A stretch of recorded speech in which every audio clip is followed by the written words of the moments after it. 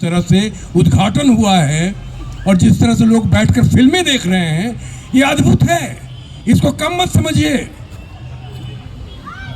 और इस समय शाम को हम यहां बैठे हुए हैं मंडी के बीच में, केंद्र में बैठकर इस जगह पे, और ये घंटा घर में और फिल्मों पे चर्चा हो रही है। ये बहुत बड़ी बात है। ये कभी हुई नहीं है। बड़े से बड़े फिल्म मेकर हुए, ऐसी चर्चा कभी नहीं हुई है। ऐसी चर्चा हुई नहीं है सिनेमा को लेके कि आम पब्लिक के साथ फिल्म पे बात की जाए। दुख की बात यह है कि आज भारतीय सिनेमा में भारत ही गायब है। भारत ही गायब है। और वह इसलिए गायब है कि जैसा कि अभी हमारे आदित्य जी ने कहा कि सबसे पहले हमें अपनी संस्कृति और अपनी भाषा, अपने परिवेश पे गर्व होना चाहिए। वो कहीं ना कहीं खत्म हो रहा है, कहीं ना कहीं। तभी तो सिनेमा में दिखाई नहीं दे रहा है। और सिनेमा वाले बना रहे हैं वो क्योंकि उनके लिए सिनेमा केवल व्यापार रह गया है, पैसा कमाने का माध्यम, केवल पैसा कमाने का माध्यम। वो कहते हैं ओपनली, नेशनल टेलीविजन पर बैठ के कहते हैं कि हम फिल्म बनाते हैं मनोरंजन के लिए, हम प्रीच करने नहीं निकले हैं, वो कहते हैं।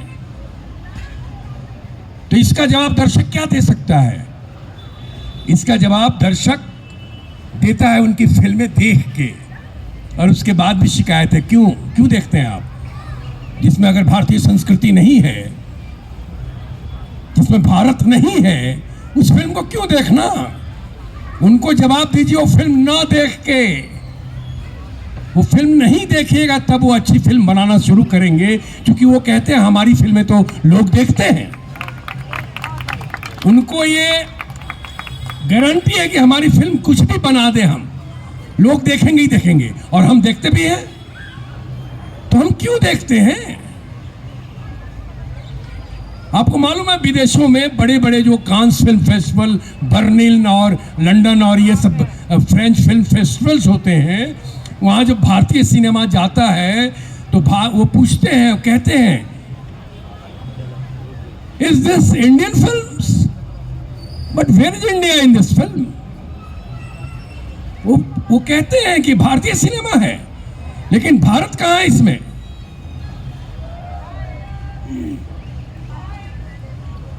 दो 2018 की बात बता रहा हूं।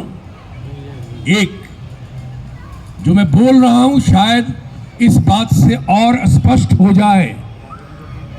माजिद मजीदी एक रशियन फिल्म मेकर हैं जो सिनेमा में रुचि रखता है, सब कोई जानते हैं, उनकी फिल्में भी देखी हैं। ईरानी फिल्म मेकर हैं और उनकी अच्छी फिल्में हैं। वो भारत आते हैं 2018 में, उन्होंने फिल्म बनाई। ओपन प्रेस कॉन्फ्रेंस में उन्होंने क्या कहा मालूम है आपको? ये वो बात कोट कर रहा हूं जो कि टाइम्स ऑफ इंडिया में छपा था, उनका इंटरव्यू। उन्होंने कहा कि India has got tremendous talent, tremendous technicians, but in Indian films there is no India. ये कह के गया एक ईरानी फिल्म मेकर भारत में बैठ के प्रेस कॉन्फ्रेंस में ओपनली पूरी फिल्म इंडस्ट्री के सामने कह रहा है। वो उसके वेलकम में, उसके स्वागत में, सम्मान में वो प्रेस कॉन्फ्रेंस रखा गया था, उसमें बोला वो। मार्च 2018 में, मार्च या अप्रैल, एग्जैक्ट डेट मुझे याद नहीं है, बॉम्बे टाइम्स में पूरा इंटरव्यू छपा था उस आदमी का। तब भी आपको समझ में नहीं आ रहा है।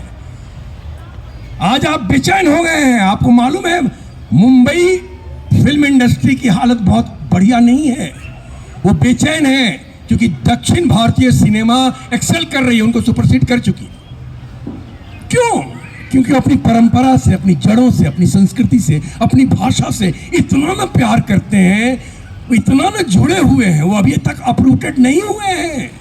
लेकिन हम अपरूटेड हो गए हैं, उखड़ गए हैं, कट गए अपनी जड़ से। हम पत्तों में पानी दे रहे हैं और चाहते हैं पेड़ हरा भरा रहे। नहीं हो सकता। आज समाज का और समाज में जो विकृतियां पैदा हो रही हैं उसका कारण है कितना तो अच्छा साहित्य आ रहा है, ना अच्छा सिनेमा आ रहा है, और सरकार का तो ध्यान ही नहीं है। मैं हर मंच से कहता हूं, आज फिर कहता हूं कि भारत सरकार को एक अलग सिनेमा के लिए मंत्रालय बनाना चाहिए, रंगमंच के लिए एक अलग मंत्रालय बनाना चाहिए। तब जाकर समाज का पोषण रंगमंच से होता है, समाज का पोषण साहित्य से होता है, समाज का पोषण सिनेमा से होता है। हमारे बच्चे दिग्भ्रमित हो रहे हैं क्योंकि हमारे यहाँ जो फिल्में बन रही है कॉपी पेस्ट है, पश्चिम की फिल्मों का कॉपी पेस्ट है। अब तो दक्षिण की फिल्मों का कॉपी पेस्ट होने लगा है, जो साउथ इंडियन फिल्म है उसके राइट्स, और वो बना रहे हैं। वो क्या हमारे यहाँ कहानियां नहीं है? भारत कथाओं का देश है।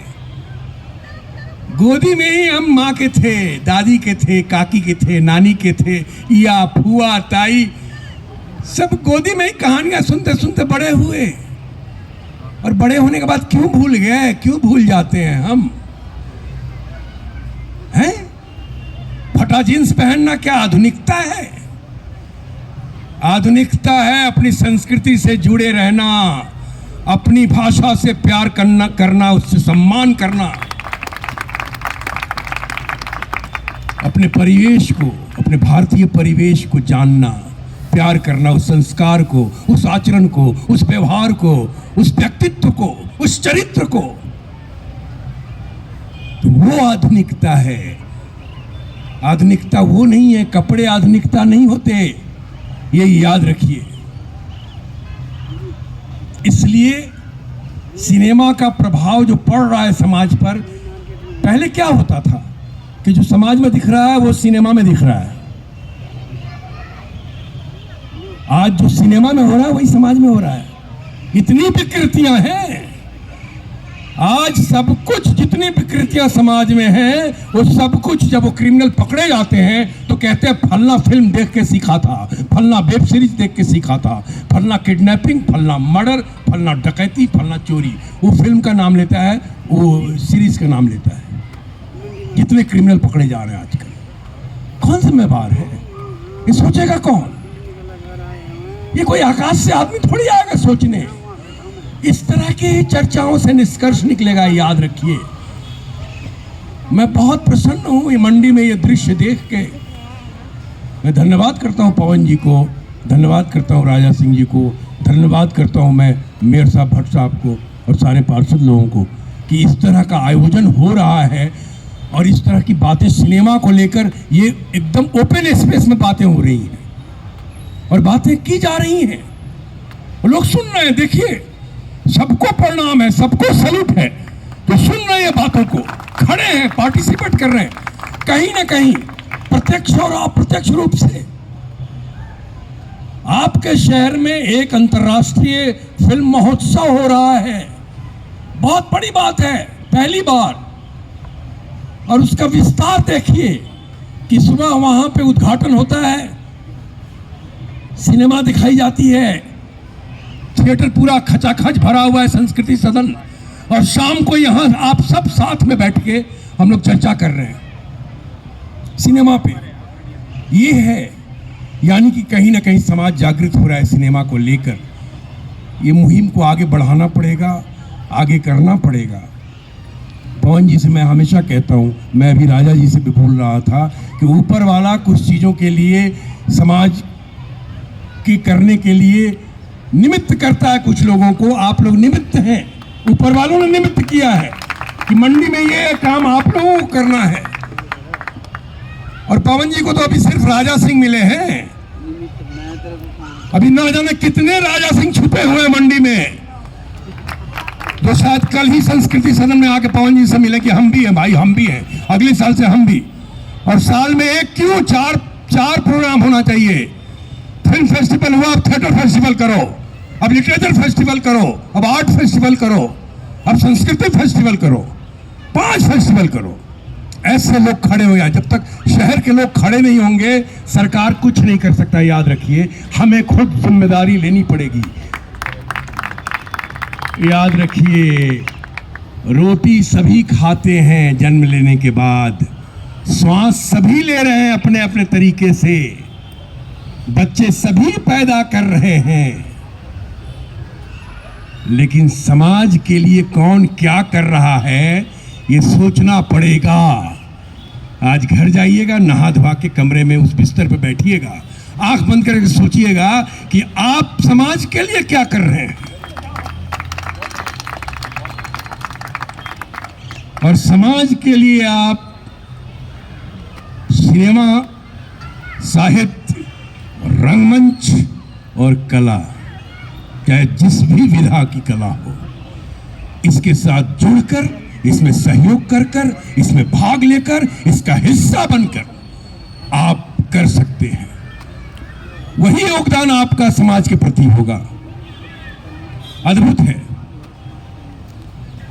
मुझे मंडी आके बहुत अच्छा लग रहा है, और इस समय जो मैं अनुभूति कर रहा हूँ ये दृश्य देख के, ये मैं इतनी फिल्म फेस्टिवल्स में गया हूँ ऑल इंडिया लेवल पे, पवन जी को पता है, मेरे दोस्तों को पता है, लेकिन मैंने ये दृश्य कभी नहीं देखा कि इस तरह से चर्चा हो।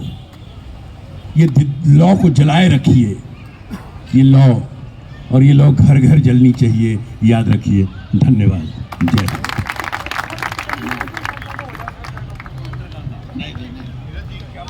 अभी हम लोग किसी और मूड में अभी जा रहे हैं, और उस मूड को बनाए रखिए, है ना। जिस सोच के लिए हम लोग अभी बैठे हैं वो एक अलग है इन सब चीज़ों से हटके। तो हमारे बीच में अभी राजेश जैस अभी पहुंचे हैं, होटल भी नहीं गए हैं, सीधे फ्लाइट लेके शूटिंग कर रहे थे, शूटिंग करते करते दिल्ली पहुंचे, दिल्ली से सीधे यहाँ पर पहुंचे राजेश जैस जी। तो मैं चाहूँगा कि अभी तक उनका बातचीत हमने सुनी नहीं, ऊपर भी नहीं सुनी है, तो वो अपना थोड़ा सा, उनका एक्सपीरियंस बहुत है हिमाचल को लेके।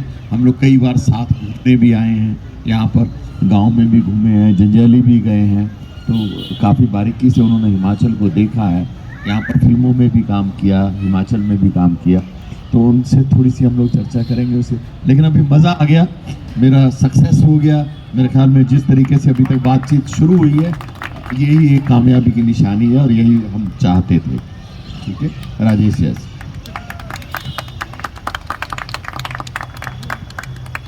सबको नमस्कार। बहुत बहुत धन्यवाद मेयर साहब, पार्षद साहब और राजा सिंह जी। आप तो पिलर्स हैं, आपके बिना ये संभव नहीं था। और ये इतनी खूबसूरत जगह है जिसको बयां किया, जिसका इफेक्ट बयां किया अभी अखिलेश भाई ने, कि कितना इमोशन है, कितना स्पिरिट है, कितनी पॉजिटिविटी है इस जगह को लेकर। बिल्कुल ग्रीक थिएटर की तरह एम्फी थिएटर बना हुआ है, इतनी खूबसूरत जगह, चारों तरफ जो है मार्केट हो रहा है, लोग घूम रहे हैं, फिर रहे हैं, किसी को मन हो रहा खड़े होकर सुन भी रहे हैं, पेड़ पौधे लगे हैं, शाम का वक्त है, मंडी जैसी जगह है, वहाँ मैदानी इलाके में बहुत गर्मी पड़ रही है, यहाँ झेलेबल गर्मी है हालांकि बहुत ज़्यादा, स्टिल बेटर देन प्लेन। तो कई बार आ चुका है यहाँ, कई फिल्मों का हिस्सा रहा हूँ, पवन जी की फिल्मों में, और अदरवाइज़ भी आना जाना रहा है। तो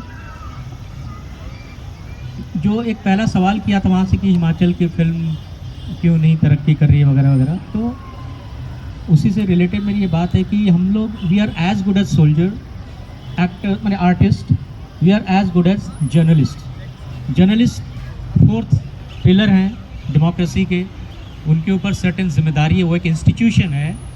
अब उस पर नहीं जाएंगे कि आजकल क्या हो रहा है जर्नलिज्म में, जैसा सभी जगह हो रहा है वैसे वहाँ भी हो रहा है, तो ये तो एक मैनकाइंड की प्रॉब्लम है। लेकिन ये ज़रूर है कि हाँ, मैं I feel very fortunate and I am proud of being in this profession, being an actor. जब मैंने शुरू किया था तब वो मार्क्सिज्म और वो सब पढ़ के वो स्ट्रीट थिएटर से शुरू किया था थिएटर, लेकिन तभी डिसाइड कर लिया था कि मुझे यही करियर बनाना है स्ट्रीट थिएटर में, जबकि कोई उसका भूतो ना भविष्य कुछ नहीं था। वो तो बाद में चलो किस्मत खुली तो ये सब बहुत सारे अपॉर्चुनिटीज़ आ गए। तो जिस तरह एक जर्नलिस्ट की रिस्पॉन्सिबिलिटी है सोसाइटी में जो जी चीज़ें हो रही हैं, सरकार पे, व्यवस्था पे, प्रशासन पे, शासक पे एक नज़र रखना, वो हम सबका काम है, हम सबकी ड्यूटी है। और सबसे बड़ी डेमोक्रेसी है, अभी के इलेक्शन में भी आपने देखा क्या हुआ। तो हम जागृत हैं, ये दिख रहा है। आप जो भी कह लो, हमारी जागृति आपको हमारे मैंडेट से दिखती है, गाहे बगाहे भले।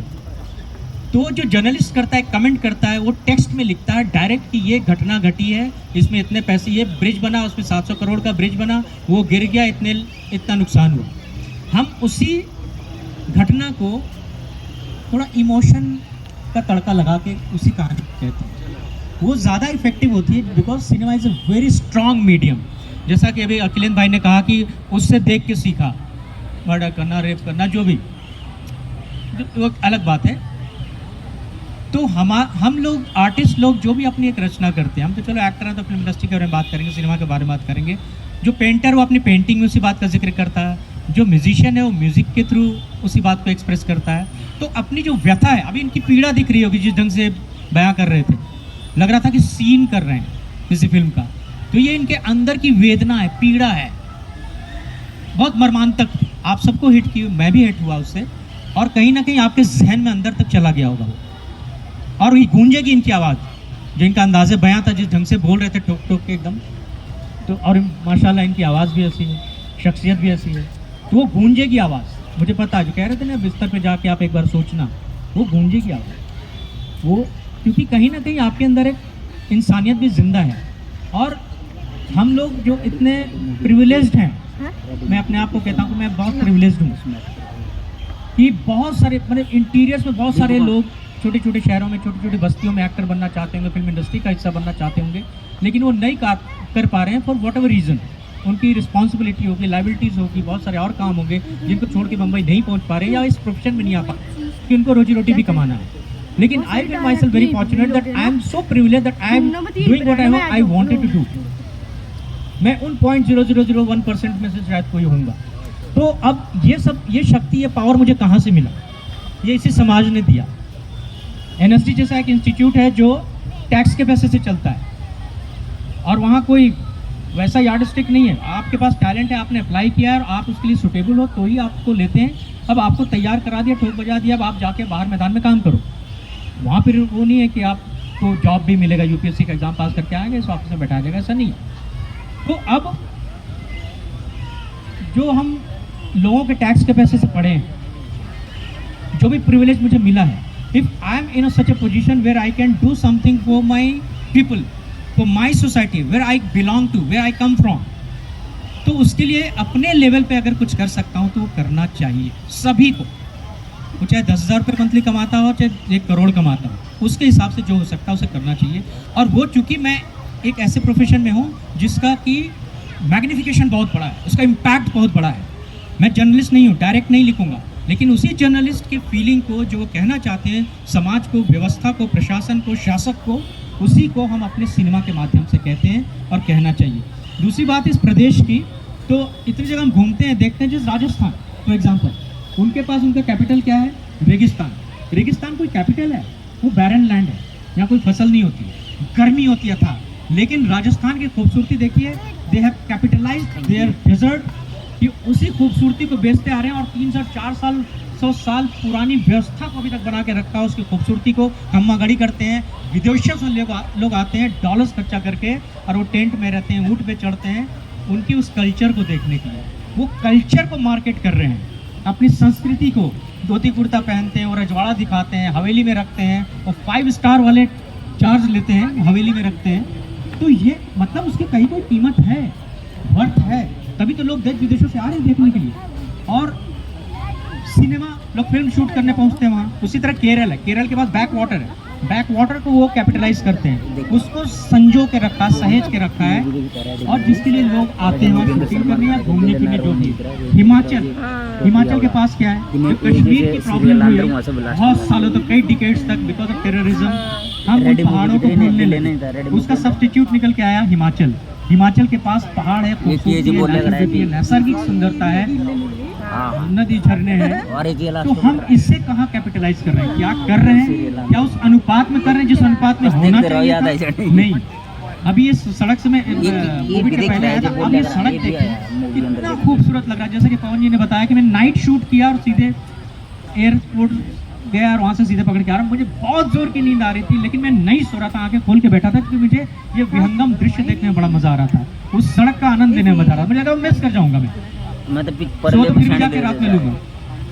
तो ये खूबसूरती, ये नैसर्गिकता, ये संस्कृति और ये जो हमारी ओरिजिनलिटी है, जिसके बार बार एडवोकेट कर रहे हैं अखिलेन भाई, आदित्य ओम, कि हमारी संस्कृति जिस पर हमें गर्व करना चाहिए, उसमें हम पीछे हटते हैं। पता नहीं क्यों झुकते हैं, क्यों डरते हैं। जैसा कि उन्होंने कहा कि बाहर की संस्कृति, पाश्चात्य संस्कृति को थोपा जा रहा फिल्मों में, और वो फिल्में चल रही हैं और वो क्लेम कर रहा है कि भाई हमारी फिल्में देखने आ रहे हैं वो लोग, और हमारा आर्ट सिनेमा या ये जो हम सिनेमैटिक एक्सपीरियंस देते हैं रियलिज्म के नाम पे, उसको नहीं देखने आ रहे हैं। तो उसमें गलती किसकी? दोनों।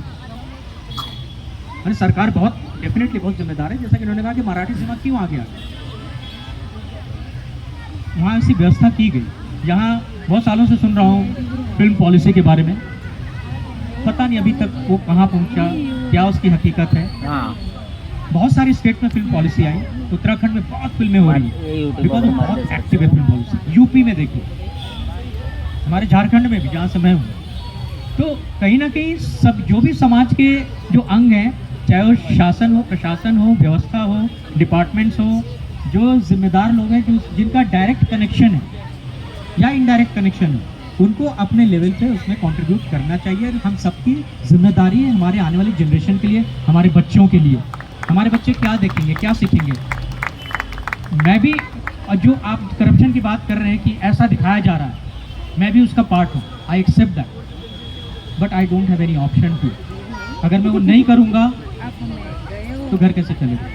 तो जितना उसमें डाइल्यूट कर सकता हूँ। हाँ, ये होता है कि मैं उन बहुत वेरी फ्यू एक्टर्स में से एक हूँ जो अपने टर्म्स एंड कंडीशंस थोड़ा लिखवाता है, थोड़ा बोलता है कि मैं अपने एग्रीमेंट में ऐड करवाता हूँ क्लॉज में कि I will not utter a single word against any caste, creed, culture, tradition और कम्युनिटी।